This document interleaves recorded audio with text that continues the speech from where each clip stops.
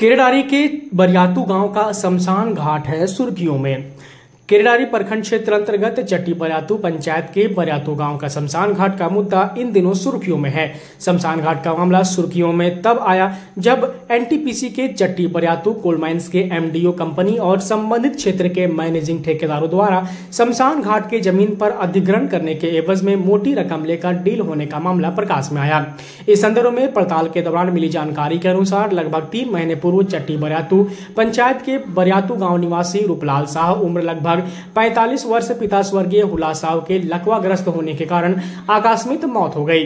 मौत के उपरांत मृतक की पत्नी एतवरिया देवी, पड़ोसी खेमलाल साहब और केला साहब ने सोमवार शाम 7 बजे बताया कि शव को जलाने हेतु दादा पुरखों द्वारा निर्धारित शमशान घाट खैर बसर में था। कंपनी द्वारा कोयला खनन के दौरान शमशान घाट का खनन कर दिया गया।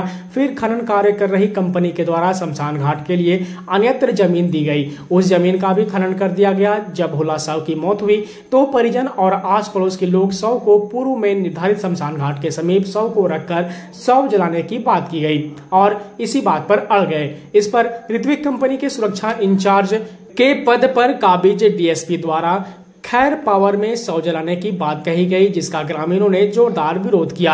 मामले को रफा दफा करने के लिए मृतक के परिजनों को 10,000 रुपए भी दी गई। साथ ही मैनेजिंग ठेकेदार को मैनेज करने का भी जिम्मा सौंपा गया।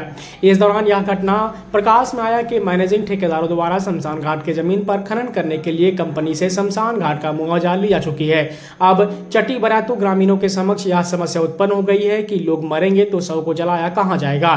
चूंकि मैनेजिंग ठेकेदारों द्वारा शमशान घाट के जमीन को कंपनी के पास मौखिक सहमति पर बेच दी गई है। एक तरफ जहां लोगों को शमशान घाट की चिंता सता रही है, वहीं दूसरी ओर कंपनी और मैनेजिंग ठेकेदारों के बीच शमशान घाट के जमीन के लिए हुई डील की भी चर्चा जोरों पर है।